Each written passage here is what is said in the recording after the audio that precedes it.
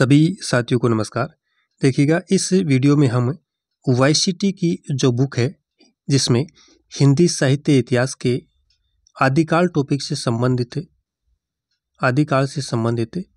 कुल 345 प्रश्न दिए हुए हैं और इस वीडियो में हम इन्हीं 345 प्रश्नों को देखेंगे। हालांकि एक वीडियो में ये पूरे प्रश्न देखना संभव नहीं है, 2 या 3 वीडियो में हम इनको कंप्लीट करेंगे। इस वीडियो में लगभग 100 या 125 प्रश्न हम कवर करने वाले हैं और ये सभी प्रश्न बहुत ही शानदार तरीके से इसमें दिए हुए हैं। सभी प्रश्नों की ऊंची तरीके से व्याख्या की गई है और सारे प्रश्न आगामी फर्स्ट ग्रेड, सेकंड ग्रेड और जिस किसी भी एग्जाम में हिंदी साहित्य से संबंधित प्रश्न आते हैं सभी के लिए ये समान रूप से उपयोगी साबित होगा। तो वीडियो को आप पूरा देखिएगा। शुरू करते हैं हम। पहला प्रश्न देखिएगा, किस ग्रंथ में राधा कृष्ण के प्रेम का अनूठा वर्णन है? मृगावती, पद्मावती, पदावली या मधुमालती? किस ग्रंथ में राधा कृष्ण के प्रेम का अनूठा वर्णन है? चारों में से सही विकल्प आप चुनिए। तो ऑप्शन बी होगा पदावली। देखिए, राधा कृष्ण के प्रेम का अनूठा वर्णन पदावली में मिलता है। पदावली की रचना किसने की? विद्यापति ने। किस भाषा में की? मैथिली में की है। निराला ने पदावली के श्रृंगारिक पदों की मादकता को नागिन की लहर कहा है। ये फैक्ट भी ध्यान में रखिएगा। पदावली के जो श्रृंगारिक पद है इनकी मादकता को नागिन की लहर किसने कहा? निराला साहब ने। एक अन्य रचना है मृगावती, जो किसकी है? कुतुबन की है। पद्मावत के लेखक जायसी है और मधुमालती मंझन की रचना है। आगे देखिएगा, प्रश्न संख्या दूसरा। बीसलदेव रासो की नायिका का नामोल्लेख कीजिए। पद्मावती, इंद्राणी, राजमती या कमला? बीसलदेव रासो जो ग्रंथ है नरपति नाले का, इसकी नायिका का नाम बताइएगा। ऑप्शन बी होगा राजमती। बीसलदेव रासो की नायिका राजमती है। यह नरपति नाले की रचना है और यह एक वीर गीत काव्य है। इसकी कथा 4 खंडों में विभाजित है। कितने खंडों में? 4 खंडों में, जिसके प्रथम खंड में क्या है? राजमती एवं बीसलदेव का विवाह। पहले खंड में राजमती एवं बीसलदेव का विवाह। दूसरे खंड में बीसलदेव का राजमती से रूठकर उड़ीसा प्रस्थान। तीसरे खंड में राजमती का विरह वर्णन तथा चतुर्थ खंड में बीसलदेव द्वारा राजमती को उसके पिता के घर से वापस लाने की कथा वर्णित है। पद्मावती मलिक मोहम्मद जायसी कृत पद्मावत की स्त्री पात्र है। तो बीसलदेव रासो की जो नायिका है वो कौन है? राजमती। प्रश्न संख्या तीसरा देखिएगा, चरिया पद के रचयिता है श्रेपा, सबरप्पा, लोईपा या कुकुरिपा? चरिया पद के रचयिता ऑप्शन बी होगा इसमें सबरप्पा। चरिया पद के रचयिता सबरप्पा है। चरिया पद एक प्रकार का क्या है? गीत है जो सामान्यतः अनुष्ठानों के समय गाया जाता है। चरिया पद संध्या भाषा के दुष्ट दृष्टकूट में लिखी गई है, जिनके दोहरे अर्थ होते हैं, जबकि दोहा कोश श्रेपा द्वारा रचित ग्रंथ है। नेक्स्ट देखिएगा, प्रश्न संख्या 4 नंबर। पीऊ चित्तौड़ ने आव्यू सावन पहली तीज, जोवे बाट बिरहणी खिन खिन अणवे खीज, संदेशो पिण साहिबा पाछो पिरियो न देह, पंछी घालिया पिंजरे छूटन रो संधे। उक्त पंक्तियां किस रचना की है? करकंड चरियू, खुमार रासो, ढोला मारूरा दुहा या पद्मावत? चारों विकल्पों में से ये जो पंक्तियां दी हुई है किस रचना से ली गई है? उत्तर होगा ऑप्शन नंबर बी, खुमार रासो से। ये जो पंक्तियां हैं किसकी है? खुमार रासो की है और खुमार रासो के रचयिता कौन है? दलपत विजय। पद्मावत के लेखक जायसी है। करकंड चरियू जो रचना है ये कनकाम्बर मुनि की है और ढोलामारूरा जो दुहा है ये कल्लोल द्वारा रचित है।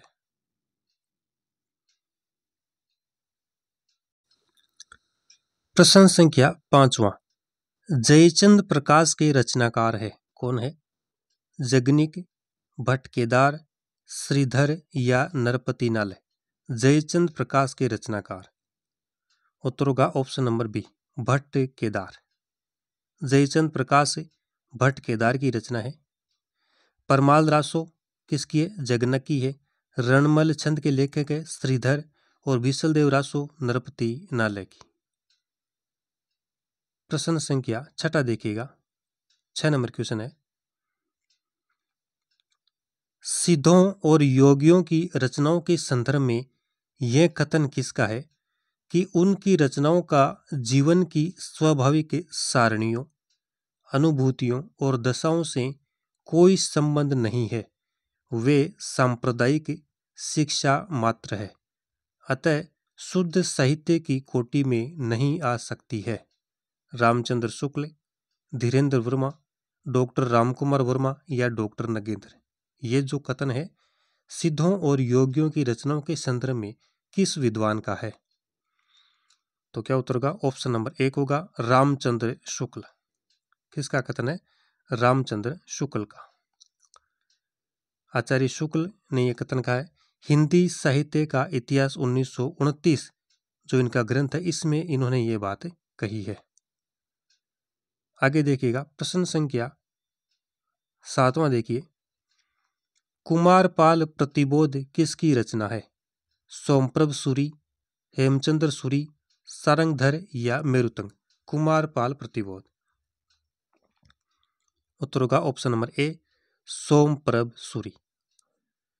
कुमारपाल प्रतिबोध, ये प्रतिबोध जो रचना है सोमप्रभ सूरी की रचना है। सोमप्रभ गुजरात के प्रसिद्ध जैन साधु थे जिनका आविर्भाव 1252 विक्रम संवत में माना जाता है। इसके अलावा कुछ रचनाएं देखिए, हेमचंद्र सूर्य की रचना है कुमारपाल चरित, सारंगधर की है हमीर रासो और मेरुतंग की रचना है प्रबंध चिंतामणि। इनको भी ध्यान में रखिएगा। नेक्स्ट है क्वेश्चन नंबर 8, संदेश रासक के लेखक है नरपति नाले, अब्दुल रहमान, चंद्रबरदाई या जगनिक? संदेश रासक, तो ये अब्दुल रहमान की रचना है। किसकी है? अब्दुल रहमान की। देखिए, संदेश रासक के लेखक है अब्दुल रहमान। अब्दुल रहमान द्वारा लिखित संदेश रासक पहला धर्मेतर रास ग्रंथ है। पहला धर्मेतर रास ग्रंथ है। देसी भाषा में किसी मुसलमान द्वारा लिखित यह प्रथम काव्य ग्रंथ है। कौन सा? संदेश रासक। संदेश रासक एक खंड काव्य है जिसमें विक्रमपुर की एक वियोगिनी के विरह की कथा वर्णित है। नरपति नाले ने विशलदेव रासो ग्रंथ की रचना की। चंद्रबरदाई जी ने पृथ्वीराज रासो नामक ग्रंथ लिखा और परमाल रासो के लेखक है जगनिक। परमाल रासो के लेखक है जगनिक। प्रश्न संख्या 9 है, विद्यापति की पदावली मैथिली हिंदी में रचित होने पर भी निम्नलिखित में से किससे प्रभावित है? विद्यापति की जो पदावली है मैथिली हिंदी में रचित होने पर भी किससे प्रभावित है? बंगला, मराठी, बिहारी या उड़िया से? उत्तर होगा ऑप्शन नंबर ए, बंगला भाषा से। विद्यापति की पदावली मैथिली हिंदी में रचित होने पर भी बंगला भाषा से प्रभावित है। विद्यापति शैव संप्रदाय के कवि थे। किस संप्रदाय के? शैव संप्रदाय के कवि थे। भाषा की दृष्टि से विद्यापति द्वारा रचित ग्रंथ निम्न है। शैव सर्वस्व सार जो संस्कृत में है, गंगा वाक्यावली ये भी संस्कृत भाषा में, भू परिक्रमा, दान वाक्यावली और विभाग सार। अवहट में इनकी 2 रचनाएं हैं, कीर्तिलता और कीर्तिपता का। और मैथिली भाषा में 2 है, पदावली और गोरक्ष बीज। तो रचनाओं को ध्यान में रखिएगा। कीर्तिलता और कीर्तिपता का अवहट में, पदावली गोरक्ष बीजे मैथिली में। ये इंपॉर्टेंट है। इसके अलावा देखिएगा, बच्चन सिंह ने विद्यापति को जातीय कवि कहा है। विद्यापति को जातीय कवि किसने कहा? बच्चन सिंह ने। हजारी प्रसाद द्विवेदी ने विद्यापति को क्या कहा है? श्रृंगार रस के सिद्ध कवि, श्रृंगार रस के सिद्ध वाक कवि किसने कहा? हजारी प्रसाद द्विवेदी ने। विद्यापति कृत जो कीर्तिलता है इसकी रचना भृंग भृंगी संवाद के रूप में की गई। काफी इंपॉर्टेंट फैक्ट है। विद्यापति कृत कीर्तिलता की रचना भृंग भृंगी संवाद के रूप में हुई है। और विद्यापति को श्रृंगार रस के सिद्ध वाक कवि किसने कहा? हजारी प्रसाद द्विवेदी। जातीय कवि कहा बच्चन सिंह ने। आगे देखिएगा प्रश्न संख्या 10 नंबर देखिए। 10वां क्वेश्चन है, भला हुआ जू मारिया बहनी हमारा कंतु, लज्जेज तू वयस्यू जय भग्या गरु एंतु। ये जो प्रसिद्ध पंक्तियां हैं इनमें से किस कवि की है? सारंगधर, सोमप्रभ सूरी, कण्हपा, हेमचंद्र।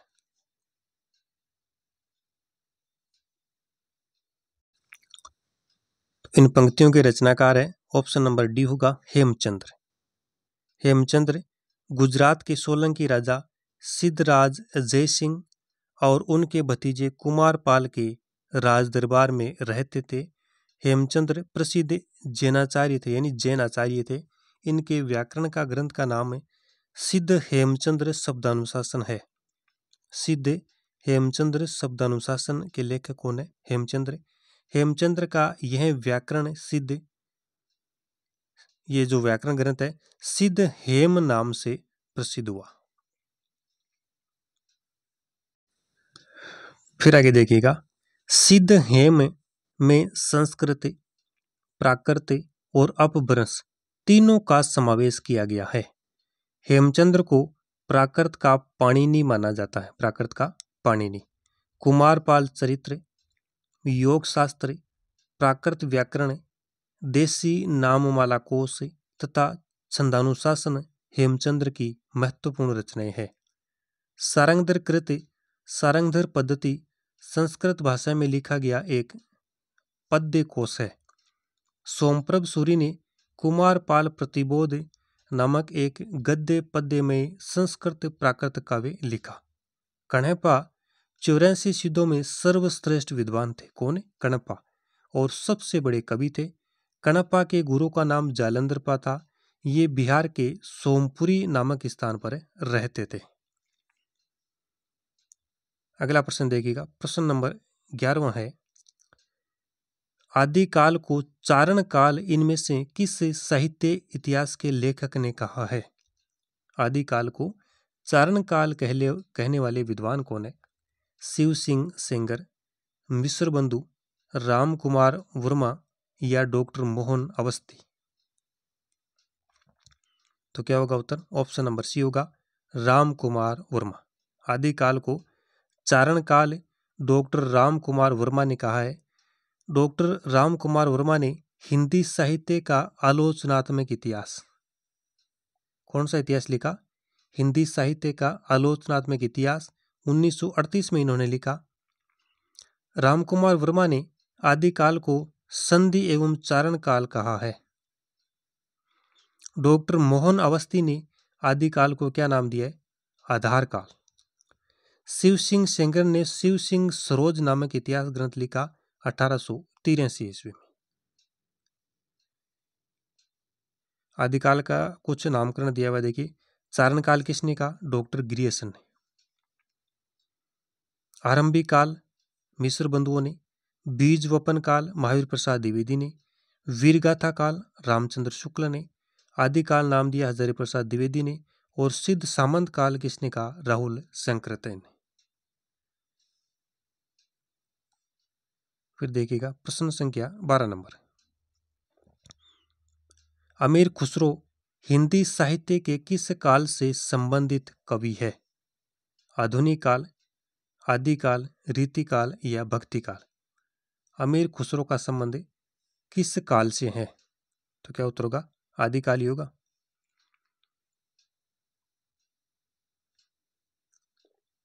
अमीर खुसरो हिंदी साहित्य के आदिकाल से संबंधित कवि है। अमीर खुसरो 1253 से 1325 ईस्वी इनका समय काल है। इनका वास्तविक नाम अबुल हसन था। क्या था? अबुल हसन। अमीर खुसरो के गुरु कौन थे? निजामुद्दीन औलिया। और अमीर खुसरो ने खड़ी बोली हिंदी का आदि कवि इन्हें कहा जाता है। खड़ी बोली हिंदी का आदि कवि अमीर खुसरो को कहा जाता है। दिल्ली के सिंहासन पर 11 राजाओं का आरोहण इन्होंने देखा था। डॉक्टर ईश्वरी प्रसाद ने अमीर खुसरो को महाकवि या कवियों में राजकुमार की संज्ञा थी। कुछ रचनाएं इनकी देखिएगा।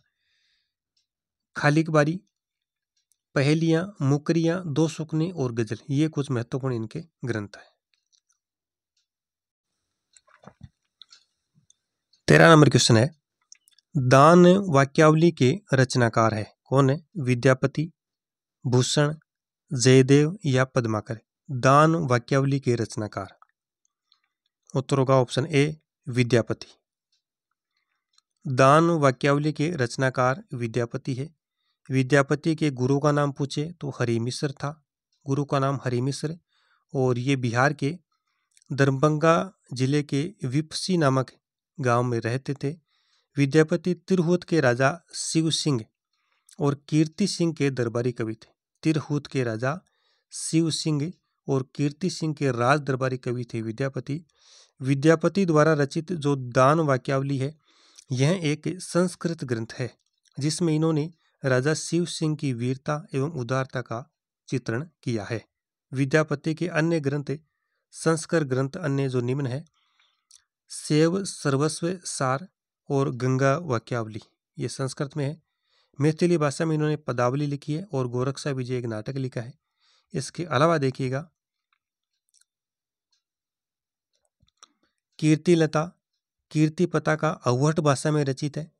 डॉक्टर बच्चन सिंह ने विद्यापति को क्या कहा था? जातीय कवि कहा।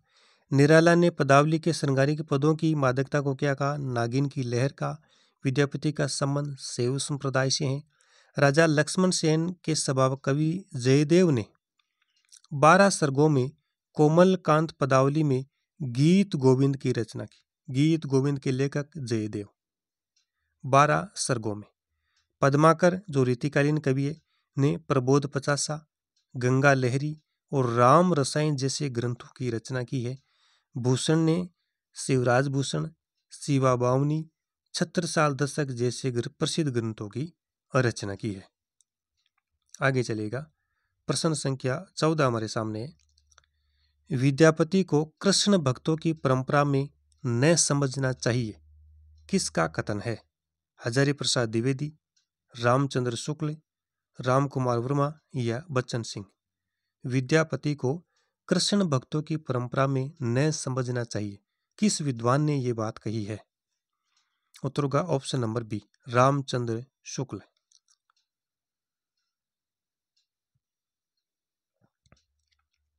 विद्यापति को कृष्ण भक्तों की परंपरा में न समझना चाहिए, आचार्य शुक्ल का कथन है। आध्यात्मिक, एक और कथन देखिए शुक्ल का, आध्यात्मिक रंग के चश्मे आजकल बहुत सस्ते हो गए हैं। उन्हें चढ़ाकर जैसे कुछ लोगों ने गीत गोविंद को आध्यात्मिक संकेत बताया है, वैसे ही विद्यापति के इन पदों को भी। ये कथन भी आचार्य शुक्ल का है। बच्चन सिंह ने जातीय कवि कहा है। निराला ने पदावली के श्रृंगारिक पदों की मादकता को नागिन की लहर कहा है। महामहोपाध्याय हर प्रसाद शास्त्री ने विद्यापति को क्या कहा है? पंचदेवोपासक स्वीकार किया है। ये नया फैक्ट है, ध्यान में रखिएगा, पंचदेवोपासक। और हजारी प्रसाद द्विवेदी ने विद्यापति को श्रृंगार रस के सिद्ध वाक कवि कहा है।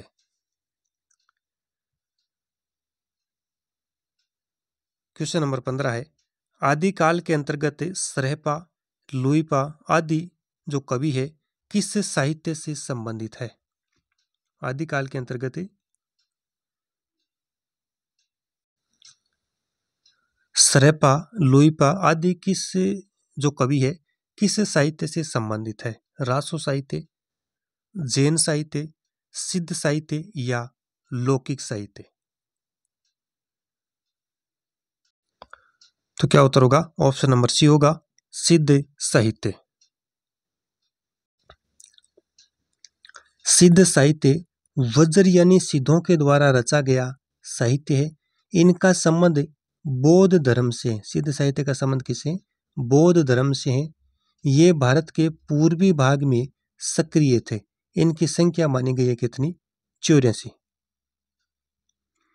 जिनमें सरेपा, सबरपा, लुईपा, डोबीपा, कुकुरिपा आदि प्रमुख है। सरेपा प्रथम सिद्ध कवि थे। राहुल शंकरतई ने इन्हें हिंदी का प्रथम कवि माना है। किसको? सरेपा को। साधना अवस्था से निकली सिद्धों की वाणी चर्या गीत कहलाती है। इसमें महासुखवाद द्वारा ईश्वर तत्व की प्राप्ति पर बल दिया गया है। सिद्ध साहित्य में लुईपा सर्वश्रेष्ठ माने जाते हैं। आगे देखिएगा, प्रश्न नंबर 16 है, निम्नलिखित काव्य धाराओं में से कौन सी काव्य धारा भक्ति काल के अंतर्गत नहीं आती है? राम भक्ति काव्य धारा, ज्ञानाश्रय काव्य धारा, रासो काव्य धारा, कृष्ण भक्ति काव्य धारा। ये क्वेश्चन भक्ति काल से है। उत्तर क्या होगा? बी होगा। रासो काव्य धारा है, जो रासो है साहित्य, ये आदिकाल के अंतर्गत है, भक्ति काल के अंतर्गत नहीं है। भक्ति काल की देखिएगा 4 प्रमुख काव्य धाराएं मिलती है, जिन्हें दर्शन की दृष्टि से 2 प्रमुख भेदों में बांटा गया है। एक तो निर्गुण भक्ति शाखा है, एक है सगुण भक्ति शाखा। निर्गुण भक्ति शाखा के फिर 2 भेद है, ज्ञानाश्रय शाखा और प्रेमाश्रय शाखा। सगुण भक्ति शाखा के 2 भेद है, राम भक्ति काव्य धारा और कृष्ण भक्ति काव्य धारा। अगला सवाल नंबर 17 है, सिद्ध सामंत युग की कविताओं की सृष्टि आकाश में नहीं हुई, वे हमारे देश की ठोस धरती की उपज है। यह कथन किसका है? 17 नंबर क्वेश्चन क्या है? सिद्ध सामंत युग की कविताओं की सृष्टि आकाश में नहीं हुई, वे हमारे देश की ठोस धरती की उपज है। यह कथन किसका है? आचार्य शुक्ल, मिश्र बंधु, हजारी प्रसाद द्विवेदी या राहुल शंकरतय? तो उत्तर हो गया ऑप्शन नंबर 4, राहुल शंकरतय। देखिए, सिद्ध सामंत युग की कविताओं की सृष्टि आकाश में नहीं हुई, वे हमारे देश की ठोस धरती की उपज है। उक्त कथन राहुल शंकरतयन का है। सिद्ध साहित्य श्रृंगार एवं शांत रस को दोहा, चौपाई आदि छंदों में व्यक्त करता है। सिद्धों की रचनाएं प्रमुखतः दोहा, कोश एवं चर्यापद आदि रूपों में प्राप्त है। सिद्ध साहित्य की प्रमुख विशेषताएं देखिएगा, वेद, उपनिषद, यज्ञ आदि का विरोध, योग द्वारा ब्रह्म की प्राप्ति, ईश्वर प्राप्ति, गुरु द्वारा संभव आदि। भाषा में अपभ्रंश मिश्रित देसी भाषा का प्रयोग, डिंगल और पिंगल भाषा का भी प्रयोग किया जाता था। माया मोह का खंडन और त्याग आवश्यक है। तो ये कुछ सिद्ध साहित्य की विशेषताएं हैं। प्रश्न संख्या 18 देखिएगा, जिस साहित्य में केवल धार्मिक उपदेश हो, उससे वह साहित्य निश्चित रूप से भिन्न है। जिसमें धर्म भावना के प्रेरक शक्ति के रूप में काम कर रही हो। धार्मिक साहित्य होने मात्र से कोई रचना साहित्य कोटि से अलग नहीं की जा सकती। यह कथन किसका है? हजारी प्रसाद द्विवेदी, रामचंद्र शुक्ल, रामकुमार वर्मा या मिश्र बंधु? उत्तर ऑप्शन ए होगा, हजारी प्रसाद द्विवेदी। हजारी प्रसाद द्विवेदी जी ने साहित्य के उद्देश्य की प्रतिस्थापना हेतु हिंदी साहित्य का आदिकाल पुस्तक में रामचंद्र शुक्ल आदि विद्वानों की उस मान्यता का खंडन करने के लिए, जिसके अंतर्गत धार्मिक रचनाओं को साहित्य कोटि से अलग करने की बात की गई है। उनके अनुसार यदि ऐसा समझा जाने लगा तो तुलसीदास का रामचरितमानस भी साहित्य क्षेत्र में अविवेच्य हो जाएगा। हिंदी साहित्य का इतिहास में आचार्य रामचंद्र शुक्ल ने स्पष्ट लिखा है कि सिद्धों और योगियों की रचनाएं साहित्य की कोटि में नहीं आती है और योग धारा काव्य साहित्य की कोई धारा नहीं मानी जाती। तो इसके विरोध में आचार्य शुक्ल ने यह बात कही थी। ये आचार्य प्रसाद द्विवेदी ने यह बात कही थी। फिर देखिएगा, प्रश्न नंबर 19 है, इस संबंध में इसके अतिरिक्त और कुछ कहने की जगह नहीं कि यह पूरा ग्रंथ वास्तव में जाली है। पृथ्वीराज रासो विषय के यह स्थापना किसकी है? रामचंद्र शुक्ल, डॉक्टर बुलर, कविराज श्यामल दास या गौरीशंकर हीराचंद ओझा? तो इसमें सही उत्तर होगा रामचंद्र शुक्ल। पृथ्वीराज रासो के संबंध में ये जो उपयुक्त कथन है ये आचार्य शुक्ल का है। किसके संबंध में? पृथ्वीराज रासो के संबंध में। सर्वप्रथम डॉक्टर बुलर ने 1875 ईस्वी में कश्मीरी कवि जयानक द्वारा रचित पृथ्वीराज विजय, जो 12 सर्गों में है, के आधार पर पृथ्वीराज रासो को अप्रमाणिक घोषित किया।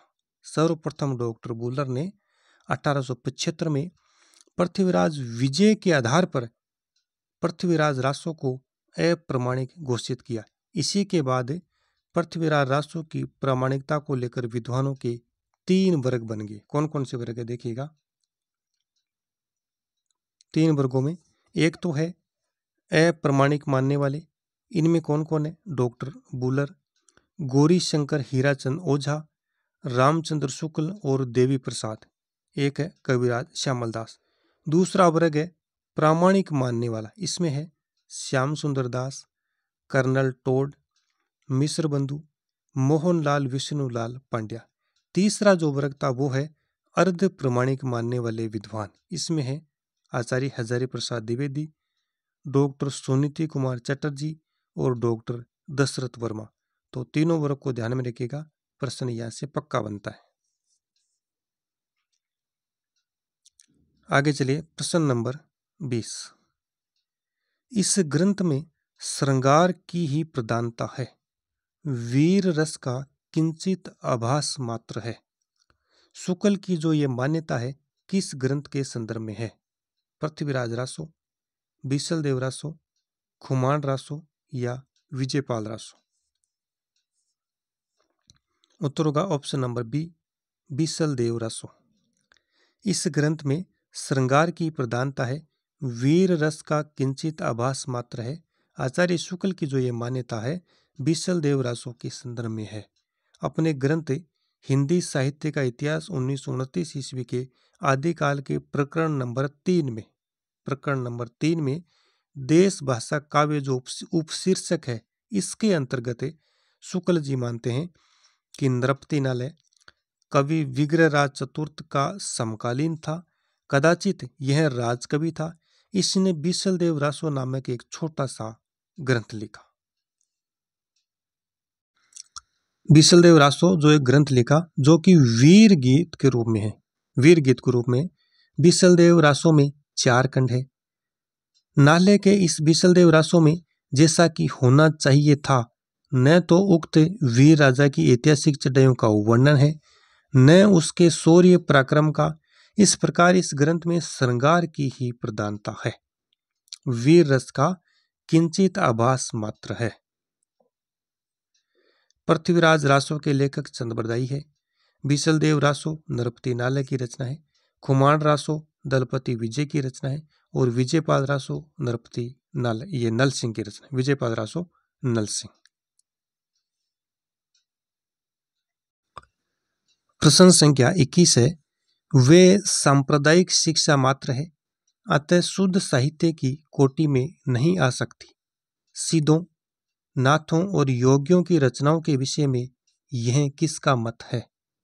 ग्रियर्सन, रामचंद्र शुक्ल, डॉक्टर नगेंद्र या मिश्र बंधु? उत्तर होगा ऑप्शन नंबर सी, रामचंद्र शुक्ल। यह कथन रामचंद्र शुक्ल का है। आचार्य शुक्ल का मानना है कि सिद्धों, नाथों और योगियों की जो रचनाएं हैं यह तांत्रिक विधान, योग साधना, आत्मनिग्रह, भीतर चक्रों, अंतर्मुख साधना के महत्व इत्यादि की सांप्रदायिक शिक्षा मात्र है। जीवन की स्वाभाविक अनुभूतियों और दशाओं से उनका कोई संबंध नहीं है, अतः वे शुद्ध साहित्य के अंतर्गत नहीं आती। उनको उसी रूप में ग्रहण करना चाहिए जिस रूप में ज्योतिष, आयुर्वेद आदि के ग्रंथ है। तो ये बात आचार्य शुक्ल ने कही है। प्रश्न संख्या 22 नंबर देखिए, राउल वेल के विषय में कौन सा तथ्य सही नहीं है? राउल वेल जो ग्रंथ है इसके संबंध में कौन सा तथ्य सही नहीं है? इसका रचयिता रोडा नामक कवि माना जाता है। यह मूलतः एक शिलांकित रचना है। यह गद्य पद्य मिश्रित चंपू काव्य है। इसमें राहुल नामक नायक का शौर्य वर्णन है। तो बताइए, अच्छा प्रश्न है। राहुल वेल के संबंध में असत्य विकल्प। आरपीएससी असिस्टेंट प्रोफेसर 2020 में यह क्वेश्चन पूछा गया है। उत्तर होगा ऑप्शन नंबर डी। इसमें राहुल नामक नायक का शौर्य वर्णन है। यह कथन यहाँ पे गलत है। देखिएगा व्याख्या। नीचे इसमें दिए गए तथ्यों में राहुल वेल के विषय में जो कथन है, राहुल नामक नायिका का शौर्य वर्णन, यह तथ्य सही नहीं है। राहुल वेल यह 10वीं सदी में कवि रोडा की रचना मानी जाती है। किसकी रचना? रोडा की रचना है, जिसका सर्वप्रथम प्रकाशन, समय काल क्या है? 10वीं सदी, यह भी ध्यान में रखना है। इसका सर्वप्रथम प्रकाशन डॉक्टर भयाणी ने भारतीय विधा पत्रिका में करवाया। यह एक शिलांकित कृति है। कैसी कृति है? शिलांकित कृति है। जो शिलाओं पर यह लिखी गई थी वह मध्य प्रदेश के मालवा क्षेत्र में धार जिले से प्राप्त हुई है और वर्तमान में मुंबई के प्रिंस ऑफ वेल्स संग्रहालय में सुरक्षित रखी गई है। वर्तमान में मुंबई के प्रिंस ऑफ वेल्स संग्रहालय में सुरक्षित रखी गई है। यह हिंदी का प्रथम चंपू काव्य कृति यानी गद्य पद्य मिश्रित रचना मानी जाती है। इसकी नायिका राहुल है, जिसके नक्शिक सौंदर्य का वर्णन मिलता है। इसमें 7 नायिकाओं का नक्शिक सौंदर्य वर्णन भी मिलता है। तो इसकी नायिका है राहुल। नेक्स्ट है प्रश्न संख्या 23। इतिहासकारों द्वारा मान्य हिंदी का प्रथम कवि को सुसंगत कीजिए। शिव सिंह सेंगर, रामकुमार वर्मा, राहुल शंकरतैन, गणपति चंद्र गुप्त, स्वयंभू सरैपा, शालिभद्र सूरी, पुष्पदंत, पुष्य या पूर्ण। तो इनको सम्मिलित कीजिएगा आप।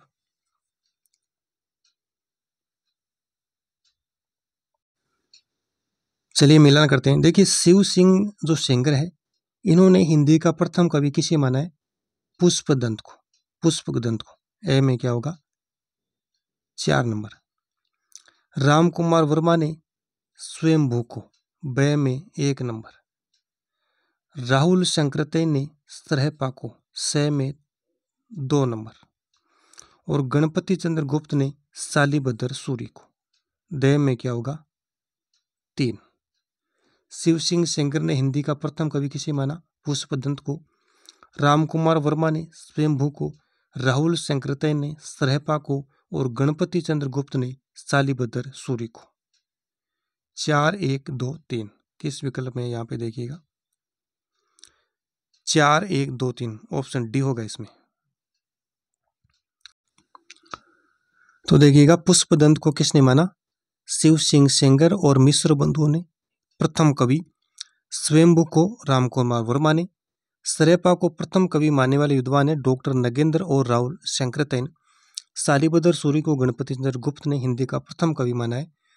अब्दुल रहमान को हजारी प्रसाद द्विवेदी ने।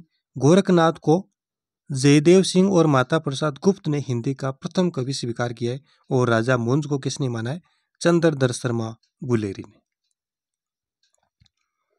अगला प्रश्न नंबर 24 में देखिएगा, कौन सा विकल्प सुमेलित नहीं है? कुछ रचनाएं और लेखक दिए हुए हैं। श्रावकाचार, देवसेन, नेमिनाथ रास, सुमति गणी, भरतेश्वर बाहुबली रास, शालिभद्र सूरी, रेवंत गिरी रास, जिन धर्म सूरी। सही उत्तर होगा ऑप्शन नंबर डी। रेवंत गिरी रास जिन धर्म सूरी की रचना नहीं है। इसके लेखक कौन है? विजय सेन सूरी। विजय सेन सूरी। श्रावकाचार देवसेन की रचना है। नेमिनाथ रास के लेखक सुमति गणी है। भरतेश्वर बाहुबली रास शालिभद्र सूरी की रचना है। रेवंत गिरी रास 1231 ईस्वी में रचित है। विजय सेन सूरी का काव्य ग्रंथ है। श्रावकाचार देवसेन है। नेमिनाथ रास सुमति गुणी सही है। भरतेश्वर बाहुबली रास शालिभद्र सूरी है और रेवंत गिरी रास विजय सेन सूरी। अगला सवाल नंबर 25। सरैपा के संबंध में सरैपा से संबंधित कौन सा तथ्य सही नहीं है?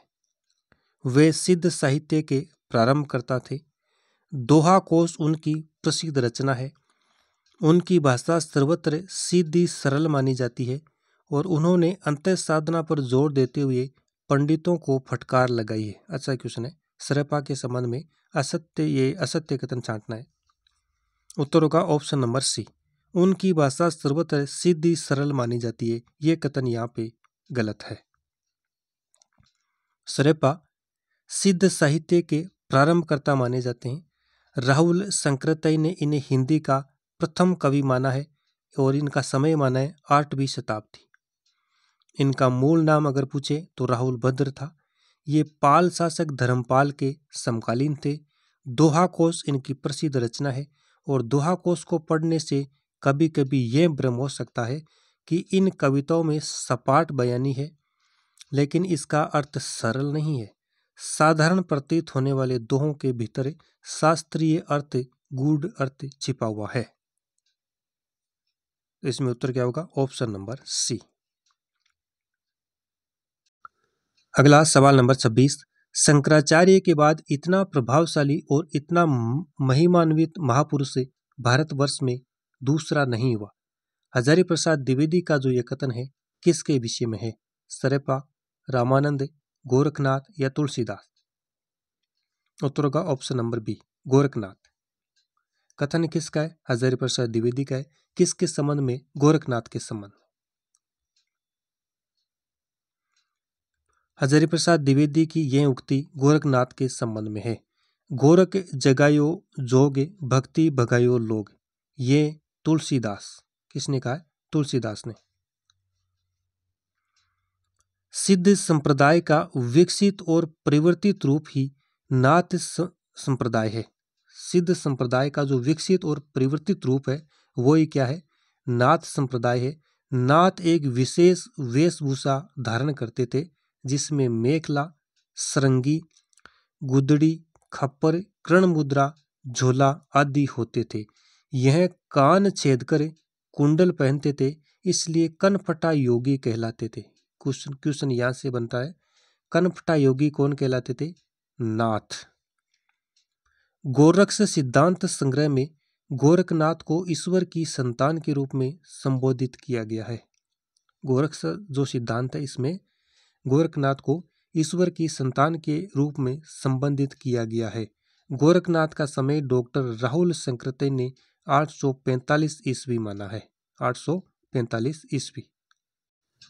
फिर देखिएगा गोरखनाथ की प्रमुख रचनाएं। डॉक्टर हजारी प्रसाद द्विवेदी ने गोरखनाथ के 28 ग्रंथों का उल्लेख किया है, जिनमें कुछ महत्वपूर्ण देखते हैं।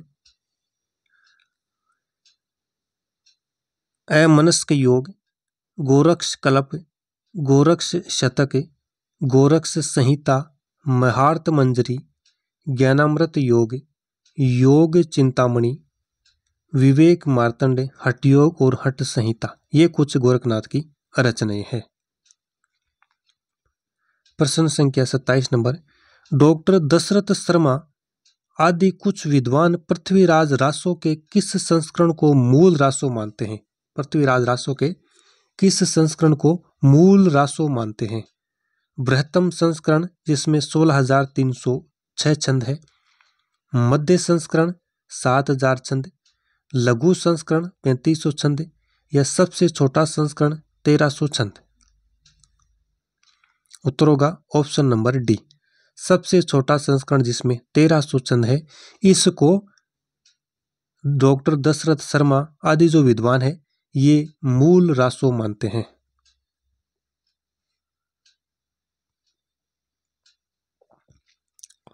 डॉक्टर दशरथ शर्मा, माता प्रसाद गुप्त आदि कुछ विद्वान पृथ्वीराज रासो के जो लघुतम संस्करण को सर्वाधिक प्रामाणिक या मूल रासो मानते हैं, जिसमें 1300 छंदों का उल्लेख है।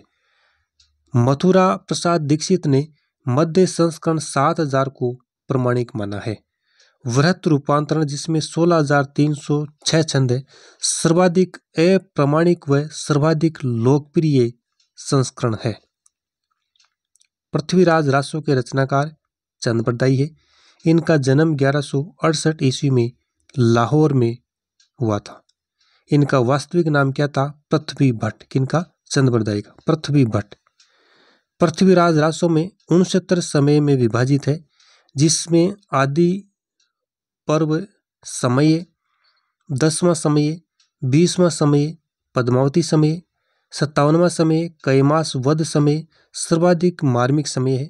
61वां समय कन्नउज समय जो सबसे बड़ा समय है, और 65वां समय विवाह समय, 69वां समय महोबा युद्ध समय। ये कुछ प्रमुख है।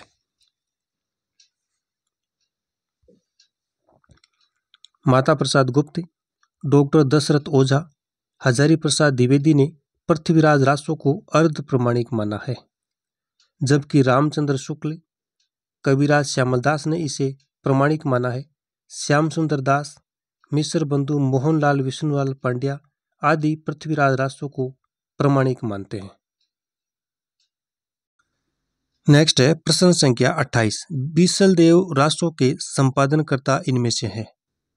बीसलदेव रास के संपादनकर्ता इनमें से है आचार्य शुक्ल, दशरथ शर्मा, हजारी प्रसाद द्विवेदी, माता प्रसाद गुप्त, अग्रचंद नाहटा, हजारी प्रसाद द्विवेदी, अग्रचंद नाहटा। तो उत्तर क्या होगा? ऑप्शन नंबर सी होगा, माता प्रसाद गुप्त और अग्रचंद नाहटा। ये बीसलदेव रास के संपादनकर्ता थे। बीसलदेव रासो के संपादनकर्ता माता प्रसाद गुप्त और अग्रचंद नाहटा है। बीसलदेव रासो 14वीं शती विक्रमी के रचनाकार नरपति नाल है, और यह सुप्रसिद्ध रचना 4 खंडों में विभाजित है। कितने खंडों में? 4 खंडों में। प्रथम खंड में क्या है? मालवा नरेश जो भोज है, परमार की पुत्री राजमती से सांभर नरेश बीसलदेव विग्रहराज के विवाह का वर्णन है। प्रथम खंड में मालवा नरेश भोज परमार की पुत्री राजमती से सांभर जो नरेश बीसलदेव जिसे विग्रहराज कहा जाता है, इनके विवाह का वर्णन है पहले खंड में। दूसरे खंड में क्या है? बीसलदेव के राजमती से रूठकर उड़ीसा जाने का जो वर्णन है वो दूसरे खंड में है। तीसरे खंड में राजमती के विवाह वर्णन है, और चौथे खंड में भोज द्वारा पुत्री राजमती को वापस ले आना और बीसलदेव के द्वारा राजमती को चित्तौड़ वापस लाने का वर्णन है। तो चारों खंडों में जो विषय वस्तु दी हुई है इनको भी ध्यान में रखना है। बीसलदेव रास हिंदी परिषद प्रकाशन इलाहाबाद विश्वविद्यालय इलाहाबाद से प्रकाशित माता प्रसाद गुप्त तथा अग्रचंद नाहटा द्वारा 1953 में संपादित पुस्तक है।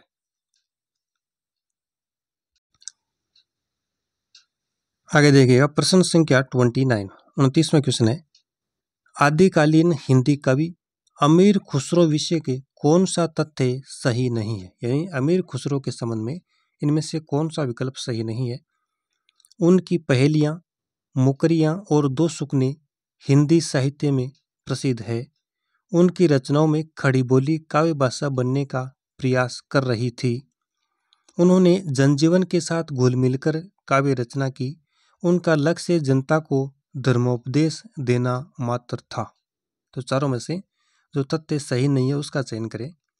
उत्तर होगा ऑप्शन नंबर डी, उनका लक्ष्य जनता को धर्मोपदेश देना मात्र था। यह कथन यहाँ पे गलत है।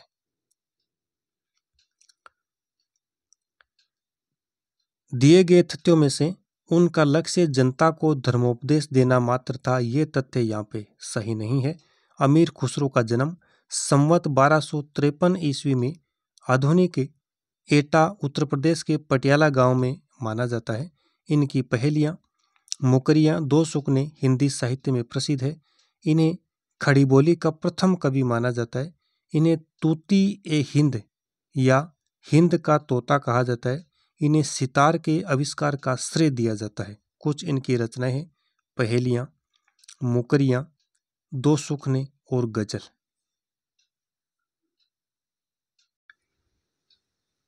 तीसवां प्रश्न है, आचार्य शुक्ल के अनुसार किस रचना के आधार पर विद्यापति मैथिल कोकिल कहलाए?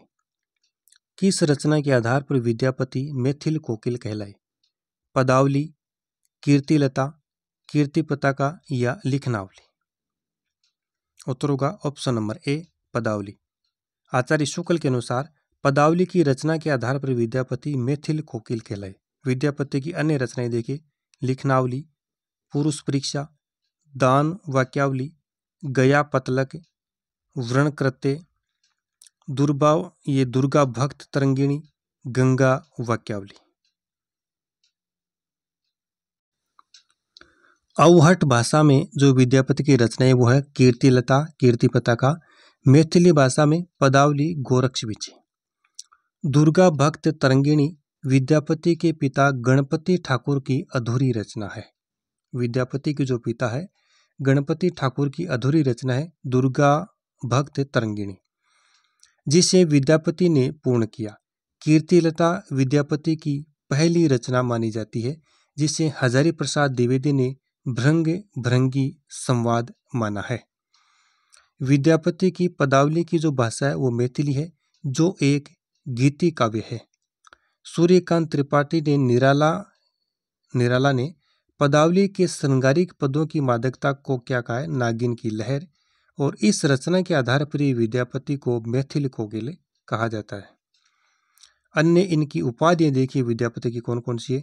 अभिनव जयदेव, राजा शिव सिंह द्वारा प्रदत्त, कवि शेखर, खेलन कवि, वय संधि के कवि और कवि कंठहार, दशावधान। ये कुछ इनकी उपाधियां हैं किनकी, विद्यापति की।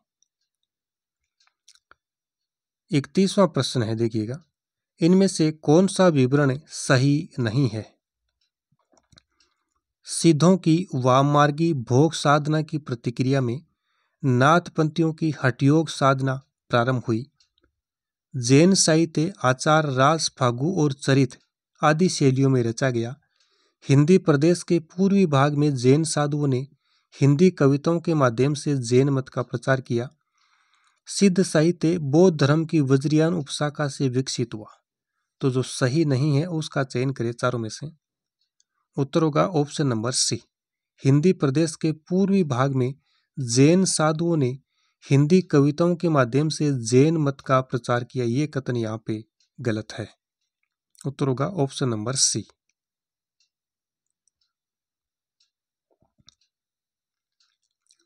महावीर स्वामी द्वारा जैन धर्म का प्रचार भारत में तीव्रता से हुआ। आरंभ में इस धर्म का प्रचार बिहार, तिरहुत और अवध के प्रांतों तक ही सीमित था। मगध में 12 वर्षों की लंबी अवधि तक भीषण अकाल की स्थिति के कारण सहस्रों जैनी परिवार प्रसिद्ध जैन साधु भद्रभाव के साथ मैसूर राज्य में श्रवण बेलगोला नामक स्थान पर चले गए और यहीं से धर्म दक्षिण भारत में फैल गया। कुषाण काल में मथुरा जैन धर्म का केंद्र बना और यहीं से यह मत धीरे धीरे गुजरात, काठियावाड़ में प्रसारित हुआ। उड़ीसा के राजा खारवेल जैन धर्म के अनुयायी थे। इनके प्रयास से जैन धर्म का अद्भुत उत्थान हुआ। प्रश्न संख्या 32 नंबर देखिएगा। अपभ्रंश के कवियों को विस्मरण करना हमारे लिए हानि की वस्तु है। यही कवि हिंदी काव्य धारा के प्रथम सृष्टा थे। यह कथन किसका है? राहुल शंकरतैन, शिव सिंह सेंगर, मिश्र बंधु या हजारी प्रसाद द्विवेदी। उत्तर क्या होगा? Rahul Sankrityayan, option number A. Acharya Shukla ने पुरानी हिंदी को प्राकृत भाष हिंदी या अपभ्रंश कहा है। किसने? आचार्य शुक्ल ने। राहुल शंकरतैन ने हिंदी का प्रथम कवि किसे माना है? सरैपा को। प्रश्न संख्या 33। इस पुस्तक की भाषा को कवि ने स्वयं अवहट कहा था। इसमें बीच बीच में मैथिली भाषा के प्रयोग आ गए हैं। भाषा के अध्ययन की दृष्टि से इस पुस्तक का महत्व है ही। आचार्य हजारी प्रसाद द्विवेदी का यह कथन किस कृति के संदर्भ में है? विद्यापति पदावली, कीर्ति पताका, कीर्तिलता या व्रण रत्नाकर। उत्तर होगा option number C, Kirtilata. Kirtilata Vidyapati की एक ऐतिहासिक रचना है। कीर्तिलता को विद्यापति ने कहानी कहा है। क्या कहा है? कहानी। कीर्तिलता और कीर्ति पताका इनकी अवहट भाषा की रचनाएं हैं, जिनमें आश्रयदाता कीर्ति सिंह व शिव सिंह की वीरता और उदारता का वर्णन है।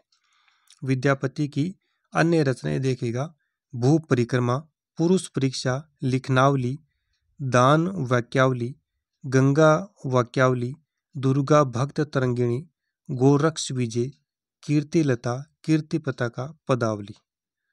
व्रण रत्नाकर जो रचना है इसके लेखक है ज्योतिश्वर ठाकुर। प्रश्न संख्या 34। साधारणतः सन ईस्वी की 10वीं से लेकर 14वीं शताब्दी के काल को हिंदी साहित्य का आदिकाल कहा जाता है। हिंदी के प्रारंभिक काल विषय की यह कथन किस विद्वान का है? हजारी प्रसाद द्विवेदी, रामकुमार वर्मा, रामचंद्र शुक्ल या डॉक्टर नगेंद्र। 10वीं से 14वीं शताब्दी के काल को हिंदी साहित्य का आदिकाल कहा जाता है। किसने कहा है? उत्तर होगा ऑप्शन नंबर ए, हजारी प्रसाद द्विवेदी। हिंदी साहित्य के इतिहास में 10वीं शताब्दी से 14वीं शताब्दी के मध्य के काल को आदिकाल कहा जाता है और इस युग को यह जो नाम है ये हजारी प्रसाद द्विवेदी से मिला है। आचार्य शुक्ल ने आदिकाल को वीरगाथा काल का है। रामकुमार वर्मा ने चारण काल की संज्ञा दी है। डॉक्टर नगेंद्र के अनुसार वास्तव में आदिकाल ही ऐसा नाम है जिसे किसी न किसी रूप में सभी साहित्यकारों ने स्वीकार किया है। ये बात कही है डॉक्टर नगेंद्र ने। प्रश्न संख्या 35। चौपाई दोहे का सबसे पुराना प्रयोग शायद यही है। जो कुछ पुराना साहित्य उपलब्ध है उससे लगता है कि पूर्वी प्रदेश के बौद्ध सिद्धों ने ही इस शैली में लिखना शुरू किया था। सरहपा के विषय में यह कथन किसका है? राहुल शंकरतैन, रामकुमार वर्मा, रामचंद्र शुक्ल या हजारी प्रसाद द्विवेदी। उत्तर होगा option number D, Hazari Prasad Dwivedi. Sarahapa की पंक्तियां पंडिय शैल सत बखाणी देही रुद्र बसंत ने जाने के आधार पर डॉक्टर हजारी प्रसाद द्विवेदी ने कहा कि चौपाई दोहे का सबसे पुराना प्रयोग शायद यही है। जो कुछ पुराना साहित्य उपलब्ध है उससे लगता है कि पूर्वी प्रदेश के बौद्ध सिद्धों ने ही इस शैली में लिखना शुरू किया था। तो ये जो कथन है सरहपा के विषय में हजारी प्रसाद द्विवेदी का है। नेक्स्ट है प्रश्न संख्या 36। सुमेलित नहीं है। चंदन बाला रास, आसगु, स्थूली भद्र रास, विजयसेन सूरी, उक्ति व्यक्ति प्रकरण दामोदर पंडित, वर्ण रत्नाकर, ज्योतिश्वर ठाकुर। चारों में से कौन सा सुमेलित नहीं है? उत्तर होगा ऑप्शन नंबर बी, स्थूली भद्र रास विजयसेन सूरी की रचना नहीं है बल्कि किसकी है? जीन धर्म सूरी की है। जीन धर्म सूरी द्वारा रचित है और इसका रचना काल है 1209 ईस्वी। विजयसेन सूरी ने तो क्या लिखी थी? रेवंत गिरी रास 1231 में। चंदन बाला रास आसगु की रचना है। उक्ति व्यक्ति प्रकरण दामोदर पंडित की है और वर्ण रत्नाकर ज्योतिश्वर ठाकुर की है।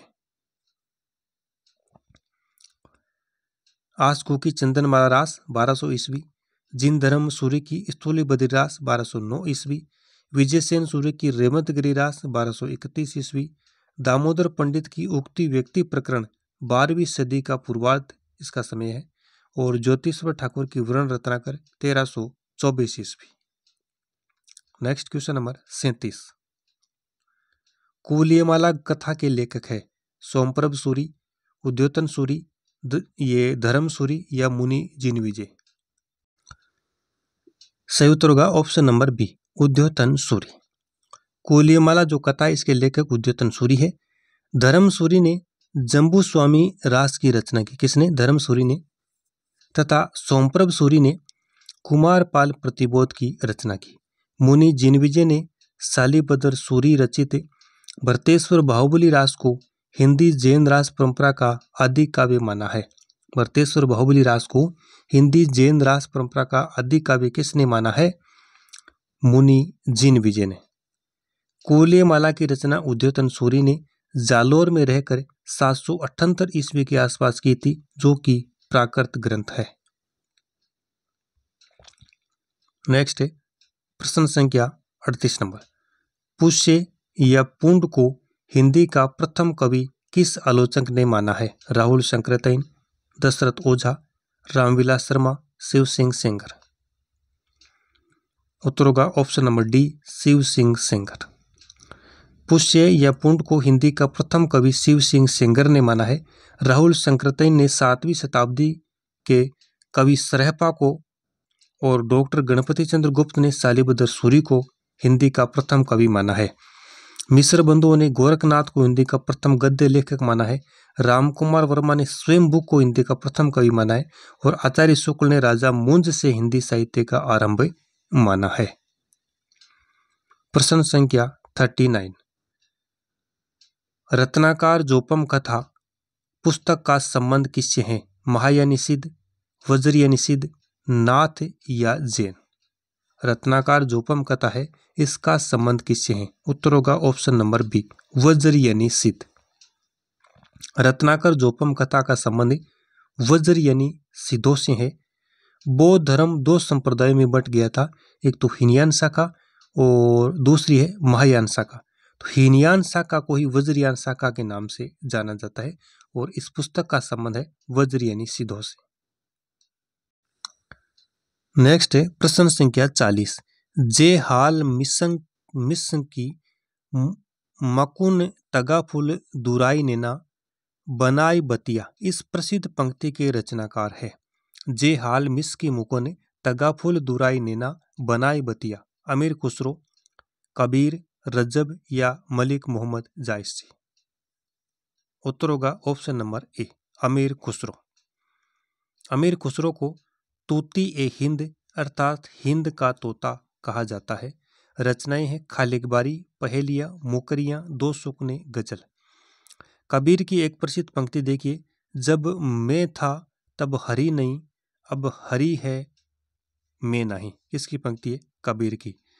रजब दादू दयाल के प्रिय शिष्य थे, जिस पर रजब ने एक दोहा लिखा, दाई जैसा गुरु मिला शिष्य रजबसा जान।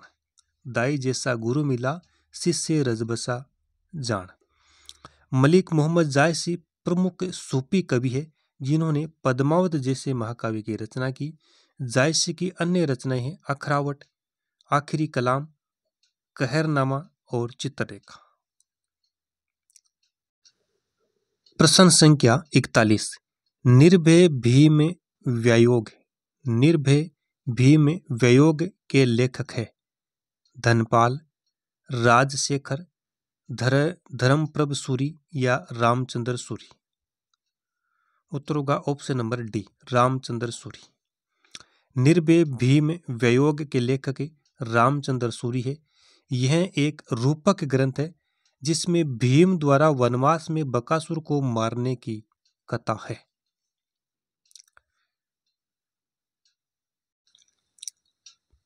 रामचंद्र सूरी एक जैन आचार्य थे।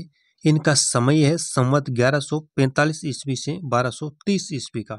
इन्होंने संस्कृत में कुल 11 नाटक लिखे और इनके गुरु का नाम है हेमचंद्र।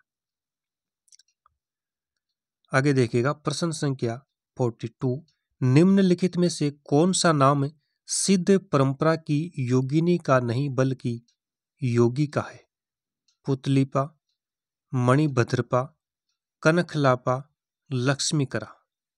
सिद्ध योगिनी का नहीं बल्कि योगी का है, तो क्या है? पुतलीपा। उत्तर होगा ऑप्शन ए। निम्नलिखित में से पुतलीपा सिद्ध परंपरा के अंतर्गत 78वें सिद्ध थे जो कि योगी थे। शेष विकल्पों में प्रयुक्त मणिभद्रपा, कनखलापा, लक्ष्मीकरा सिद्ध योगिनियों के नाम है। सिद्ध साहित्य का समय 8वीं से 13वीं शताब्दी का माना जाता है। इनका संबंध बौद्ध धर्म की वज्रयान शाखा से माना जाता है। प्रश्न संख्या 43 देखिएगा, 43वां क्वेश्चन है, हिंदवी जो शब्द है इसका प्रथम प्रयोग किस इतिहासकार ने किया? रामचंद्र शुक्ल, इब्न बतूता, अबू सईद या बदायूनी? इस प्रश्न में उत्तर होगा option number C, Abu Saeed. प्रश्न संख्या 44। कलचुरी राजवंश की 7 नायिकाओं के नक्शिक वर्णन से संबंधित ग्रंथ है। कलचुरी राजवंश की 7 नायिकाओं के नक्शिक वर्णन से संबंधित ग्रंथ है उक्ति व्यक्ति प्रकरण, राउरवेली, कूले माला कथा या वर्ण रत्नाकर? उत्तर होगा ऑप्शन नंबर बी, राउरवेली। कलचुरी राजवंश की 7 नायिकाओं के नक्शिक वर्णन से संबंधित ग्रंथ है राउरवेली, जिसका रचनाकार रोडा कवि यानी राउल वेल। जो रचना कौन सी है? राउल वेल, जिसके रचनाकार है रोडा कवि। यह एक शिलांकित कृति के साथ साथ चंपू काव्य है। शिलांकित कृति भी है, चंपू काव्य भी है, अर्थात गद्य पद्य मिश्रित रचना है। वर्तमान में यह कृति मुंबई के प्रिंस ऑफ वेल्स संग्रहालय में सुरक्षित है। फिर देखिए, उक्ति व्यक्ति जो प्रकरण है रचना, ये दामोदर शर्मा द्वारा रचित हिंदी व्याकरण का पहला ग्रंथ है। इसका रचना काल है 12वीं शती। वर्ण रत्नाकर जो रचना है ये ज्योतिश्वर ठाकुर की है। इसकी भाषा है मैथिली।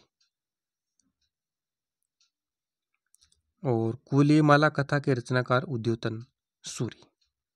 प्रश्न संख्या 45 में देखिएगा 45 पे, काम भाव और शरीर का सौंदर्य उनके यहाँ उत्सव रूप में है। विद्यापति के संदर्भ में यह कथन किसका है? रामस्वरूप चतुर्वेदी, डॉक्टर नगेंद्र, बच्चन सिंह या रामचंद्र शुक्ल? उत्तर होगा ऑप्शन नंबर ए, रामस्वरूप चतुर्वेदी। उक्त कथन किसका है? रामस्वरूप चतुर्वेदी का। फिर देखिए, शुक्ल का एक कथन है, आध्यात्मिक रंग के चश्मे आजकल बहुत सस्ते हो गए हैं। उन्हें चढ़ाकर जैसे कुछ लोगों ने गीत गोविंद को आध्यात्मिक संकेत बताया है, वैसे ही विद्यापति के इन पदों को भी ये कथन शुक्ल का है। हजारी प्रसाद द्विवेदी का श्रृंगार रस के सिद्ध वाक कवि बच्चन सिंह ने विद्यापति को जातीय कवि कहा है। फिर देखिए 46वां प्रश्न है, अपभ्रंश में दोहा काव्य की परंपरा का आरंभ किस कवि ने किया? अपभ्रंश में दोहा काव्य की परंपरा का आरंभ किस कवि ने किया? हेमचंद्र, जोइंदू, धनपाल या सोमनाथ? उत्तर होगा ऑप्शन नंबर बी, जोइंदू। अपभ्रंश में दोहा काव्य की परंपरा का प्रारंभ जोइंदू ने किया। परमात्म प्रकाश और योग सार इनकी प्रमुख रचनाएं हैं। परमात्म प्रकाश और योग सार जोइंदू की प्रमुख रचनाएं हैं। दोनों रचनाएं 6ठी सदी के धर्म दर्शन एवं इंद्रिय निग्रह को आधार मानकर लिखी गई है। हेमचंद्र अपने समय के एक प्रसिद्ध जैन आचार्य थे। इन्हें प्राकृत का पाणिनि कहा जाता है। इनके प्रमुख ग्रंथ है शब्दानुशासन। इसके अलावा प्राकृत व्याकरण, कुमारपाल चरित, योग शास्त्र, छंदोनुशासन और देसी नाममाला कोश। धनपाल को मुंज ने सरस्वती की उपाधि दी थी। इनका ग्रंथ है भविष्यत कहा।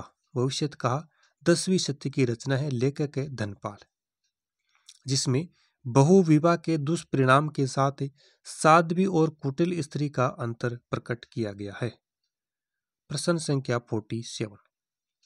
47वां प्रश्न है, निम्नलिखित में से किस काव्य धारा को सहज भोग मार्ग से जीव को महासुख की ओर उन्मुख किया गया है? सिद्ध साहित्य, जैन साहित्य, नाथ साहित्य या लौकिक साहित्य? उत्तर क्या होगा? ऑप्शन नंबर 1 होगा सिद्ध साहित्य। सिद्ध साहित्य में सहज भोग मार्ग से जीव को महासुख की ओर उन्मुख किया गया। किसमें? सिद्ध साहित्य में। सिद्ध साहित्य में सिद्धों में पंचमकार यानी मांस, मछली, मदिरा, मुद्रा, मैथुन की दुष्प्रवृत्ति देखने को मिलती है। सिद्ध साहित्य में साधना पद्धति में शिव शक्ति के युगल रूप की उपासना की जाती है। सिद्धों का चरम उत्कर्ष काल 8वीं से 10वीं शताब्दियों के मध्य था। सिद्धों के विषय में सबसे पहली जानकारी ज्योतिश्वर ठाकुर की रचना वर्ण रत्नाकर से मिलती है। इंपॉर्टेंट फैक्ट है, सिद्धों के विषय में सबसे पहली जानकारी ज्योतिश्वर ठाकुर की रचना है वर्ण रत्नाकर से मिलती है। सिद्धों की कुछ विशेषताएं देखिएगा। जीवन की सहजता और स्वाभाविकता में दृढ़ विश्वास, गुरु महिमा का प्रतिपादन, बाह्य आडंबरों पाखंडों की कटु आलोचना इन्होंने की है, रहस्यात्मक अनुभूति और जनभाषा का प्रयोग। प्रश्न संख्या 48 में देखिएगा। रामचंद्र शुक्ल के अनुसार चंदबरदाई है केवल कवित्व के रचयिता, हिंदी के प्रथम महाकवि, केवल दूहा और तोमर के रचयिता, व्याकरण में पारंगत। नीचे दिए गए विकल्प में से सही उत्तर का चुनिए। 1 और 2, 2 और 3, 3 और 4 या 2 और 4। चारों को अच्छे से पढ़िएगा। उत्तर होगा ऑप्शन नंबर डी, 2 और 4। यानी हिंदी के प्रथम महाकवि और व्याकरण में पारंगत। शुक्ल के अनुसार चंद्रबरदाई है, हिंदी के प्रथम कवि है और व्याकरण में पारंगत है।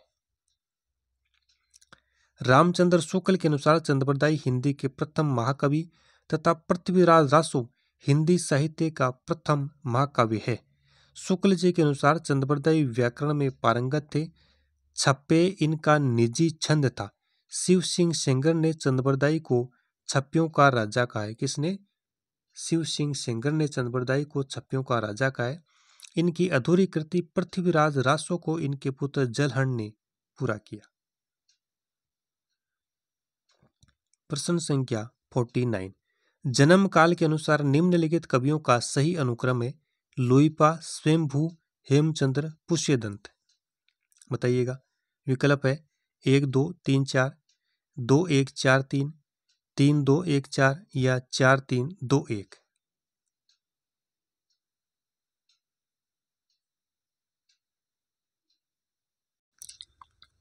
उत्तर होगा ऑप्शन नंबर बी 2 1 4 3।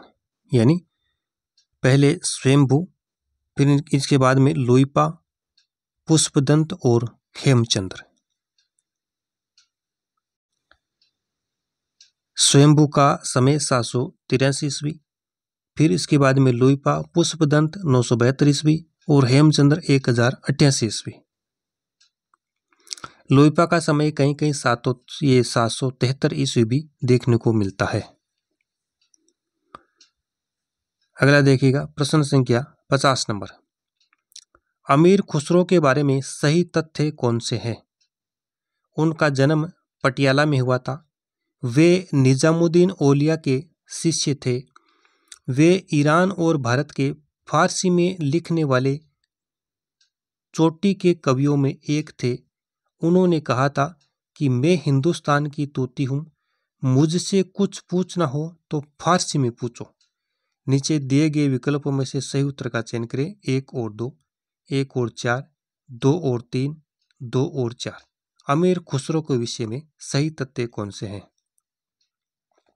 उत्तर होगा ऑप्शन नंबर सी 2 और 3। यानी वे निजामुद्दीन औलिया के शिष्य थे और वे ईरान और भारत के फारसी में लिखने वाले चोटी के कवियों में एक थे। ये 2 ही कथन यहाँ पे सत्य है।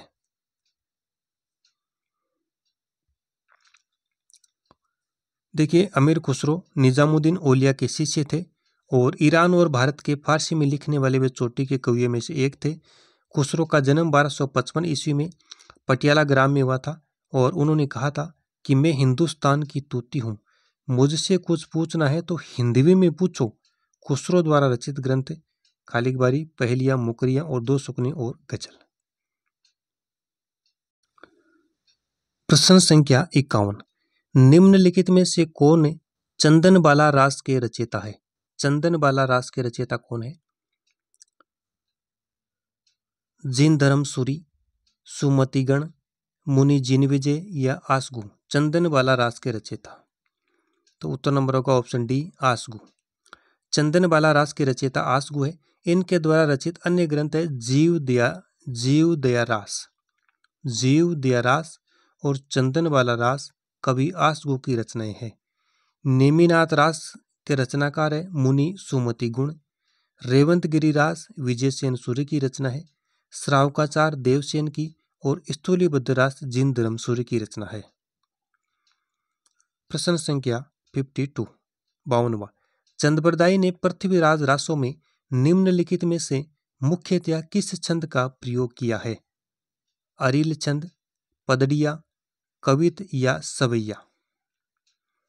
तो उत्तर होगा ऑप्शन नंबर सी कवित। चंद्रबरदाई ने पृथ्वीराज रासों में प्रमुखतया कवित छंद का प्रयोग किया है। पृथ्वीराज रासों में 68 छंदों का प्रयोग किया गया है, जिनमें दूहा, कवित, छप्पे, तोमर, तोटक, गाहो आदि है। चंद्रबरदाई को छप्पे छंद का विशेषज्ञ माना जाता है। आचार्य शुक्ल ने चंद्रबरदाई को हिंदी का प्रथम कवि तथा पृथ्वीराज रासों को प्रथम महाकाव्य माना है। प्रश्न संख्या 53वां है। विद्यापति ने अपना कौन सा ग्रंथ मैथिली भाषा में लिखा है? पदावली, गंगा वाक्यावली, कीर्तिलता या मणिमंजरी? मैथिली भाषा में। उत्तर होगा ऑप्शन नंबर ए, पदावली। विद्यापति ने पदावली की रचना मैथिली भाषा में की है। विद्यापति का जन्म 1350 ईस्वी में हुआ। ये शैव संप्रदाय के कवि थे। तिरहुत के राजा शिव सिंह और कीर्ति सिंह के ये दरबारी कवि थे। इन्होंने संस्कृत, अवध और मैथिली तीनों भाषाओं में रचना की है। कीर्तिलता, कीर्तिपता का अवध की रचना है। गंगा वाक्यावली, पुरुष परीक्षा, संस्कृत की रचनाएं है। प्रश्न संख्या 54 नंबर देखिएगा। पौम चरियु में किसका वर्णन है? पौम चरियु में किसका वर्णन है? शिव, सीता, भरत या राम? पौम चरियु किसकी रचना है? स्वयंभू की रचना है। तो इसमें वर्णन किसका है? उत्तर होगा ऑप्शन नंबर डी, राम का। पौम चरियु में राम का वर्णन है और पौम चरियु स्वयंभू की रचना है। इसमें पद्मचरित, जैन रामायण कहा जाता है। इसे पद्मचरित और जैन रामायण भी कहा जाता है। किसे? पौम चरियु को। इसकी भाषा अपभ्रंश है। इसमें 5 कांड। कितने कांड? 5 कांड। विद्याधर कांड, अयोध्या कांड, सुंदर कांड, युद्ध कांड और उत्तरकांड। इसमें राम कथा को जैन धर्म के अनुसार परिवर्तित करके प्रस्तुत किया गया है। प्रश्न संख्या 55। अमीर खुसरो की पहेलियां और मुकरियां किस भाषा में है? खड़ी बोली, उर्दू, अवधी या ब्रज? अमीर खुसरो की जो पहेलियां और मुकरियां किस भाषा में रचित है? उत्तर होगा ऑप्शन नंबर ए, खड़ी बोली। खुसरो की पहेलियां और मुकरियां खड़ी बोली में है। खुसरो का वास्तविक नाम क्या है? अबुल हसन। इनके गुरु का नाम निजामुद्दीन औलिया। और खुसरो ने खड़ी बोली, अमीर खुसरो खड़ी बोली के कवि कहे जाते हैं।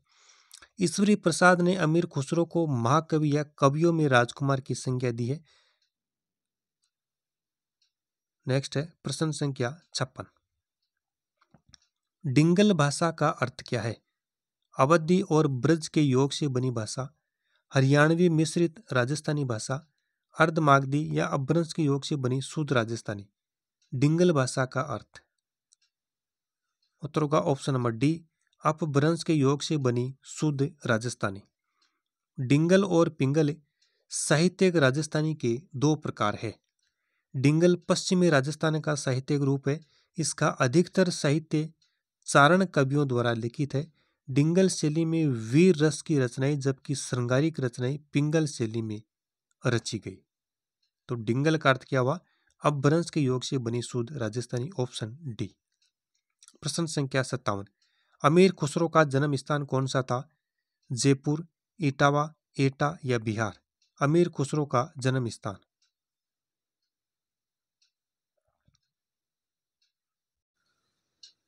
उत्तर होगा ऑप्शन नंबर सी, एटा।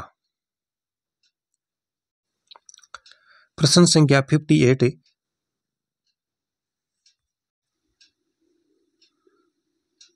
शुक्ल जी के अनुसार हमीर रासों के रचनाकार कौन है? शुक्ल जी के अनुसार हमीर रासों के रचनाकार कौन है? रूपचंद्र, जज्वल, विद्याधर या सारंगधर? ऑप्शन डी होगा सारंगधर। आचार्य शुक्ल ने हमीर रासों का रचनाकार सारंगधर को बताया है। शुक्ल ने 14वीं शताब्दी के ग्रंथ प्राकृत पेंगलम, जिसके रचनाकार लक्ष्मीधर है, के कुछ छंदों के आधार पर हमीर रासो ग्रंथ की कल्पना की और राहुल शंकरत ने जज्जल नामक किसी कवि को इसका रचयिता घोषित किया है। प्रश्न संख्या 59।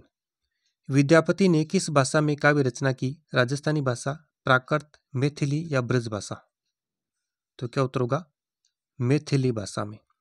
विद्यापति ने 3 भाषाओं में काव्य रचना की। कौन कौन सी है? संस्कृत, अवध और मैथिली। इन्हें मैथिल कोकिल भी कहा जाता है। जन्म 1350 ईस्वी। मैथिली भाषा में विद्यापति ने पदावली की रचना की और निराला ने क्या कहा? पदावली की मादकता को नागिन की लहर। प्रश्न संख्या 60 नंबर देखिएगा। अमीर खुसरो ने हिंदी के लिए कौन सा शब्द प्रयुक्त किया? संस्कृत, हिंदवी, रेखता या हिंदुस्तानी? अमीर खुसरो ने हिंदी के लिए कौन सा शब्द प्रयुक्त किया? उत्तर होगा ऑप्शन नंबर बी, हिंदवी। अमीर खुसरो ने हिंदी के लिए हिंदवी शब्द का प्रयोग किया। खुसरो निजामुद्दीन औलिया के शिष्य थे। खुसरो को खड़ी बोली का प्रथम कवि माना जाता है। फिर देखिएगा प्रश्न संख्या 61, 61वां प्रश्न है, कीर्ति लता की भाषा क्या है? अवधी, मिश्रित अपभ्रंश, ब्रज या प्राकृत? कीर्ति लता की भाषा, तो कीर्ति लता की भाषा है मिश्रित अपभ्रंश। कीर्ति लता मिश्रित अपभ्रंश या अवहट है। इसकी भाषा क्या है? मिश्रित अपभ्रंश या अवहट। विद्यापति ने कीर्तिलता में तिरहुत राजा कीर्ति सिंह की वीरता और उदारता का चित्रण किया है। विद्यापति तिरहुत राजा शिव सिंह और कीर्ति सिंह के दरबारी या राज दरबारी कवि थे। प्रश्न संख्या 62 है, बालचंद बिजावई भाषा दुह नई लगई दूजन हासा। विद्यापति की किस रचना की ये पंक्तियां है? कीर्तिपता का, लिखनावली, भू परिक्रमा या कीर्तिलता? तो प्रश्न संख्या 62 में उत्तर होगा ऑप्शन नंबर डी, कीर्तिलता। ये जो पंक्तियां हैं ये कीर्तिलता से ली गई है। प्रश्न संख्या 63 देखिएगा, निम्न में से कौन सी अमीर खुसरो की रचना नहीं है?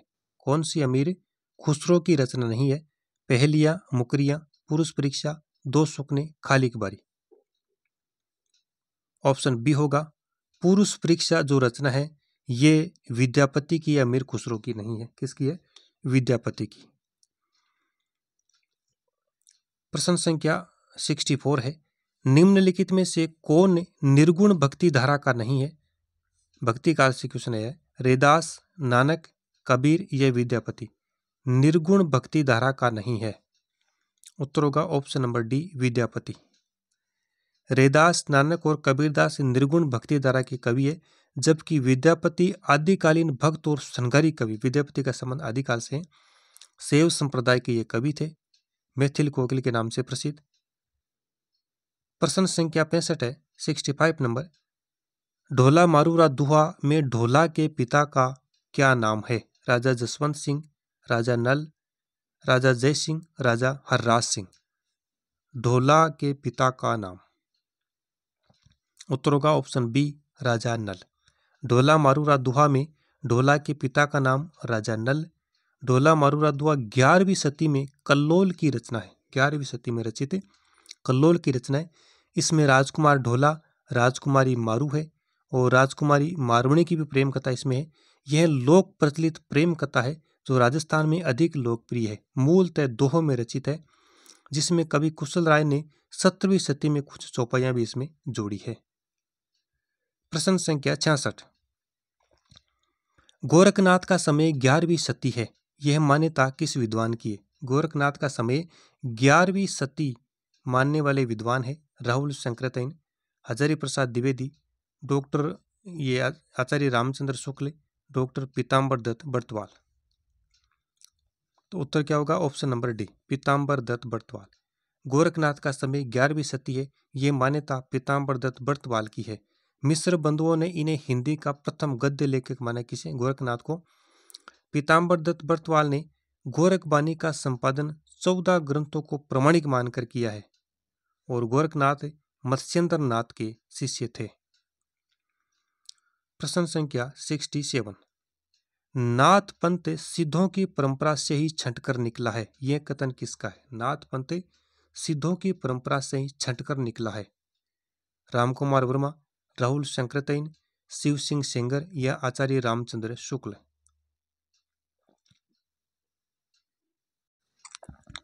सही उत्तर होगा option number D, Ramchandra Shukla. नाथ पंथ सिद्धों की परंपरा से ही छंटकर निकला है, उक्त कथन आचार्य रामचंद्र शुक्ल का है।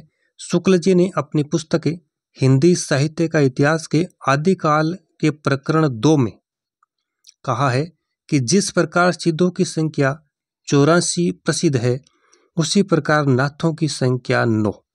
गोरक्षक सिद्धांत संग्रह के अनुसार 9 नाथों के इन्होंने नाम बताए हैं: नागार्जुन, जड़ भरत, हरिश्चंद्र, सत्यनाथ, भीमनाथ, गोरक्षनाथ, चरपट, जालंधर और मलयार्जुन। प्रश्न संख्या 68 नंबर देखिएगा। 68वां क्वेश्चन है, पिंगल मिश्रित भाषा की रचना है मोहनोत नैणसी रिख्यात, पृथ्वीराज रासो, अचलदास खींचीरी वचनिका, पाबूजीरा दुहा। पिंगल मिश्रित भाषा की रचना, ऑप्शन बी होगा पृथ्वीराज रासो। पृथ्वीराज रासो। पिंगल मिश्रित भाषा की रचना पृथ्वीराज रासो है। पृथ्वीराज रासो के रचयिता चंदबरदाई। अगला प्रश्न संख्या 69, आदिकालीन हिंदी के संबंध में उपयुक्त नहीं है। संयोगात्मकता की ओर झुकाव, ड़ ध्वनि का विकास, ढ ध्वनि का विकास, संयुक्त स्वर ऐ का प्रयोग।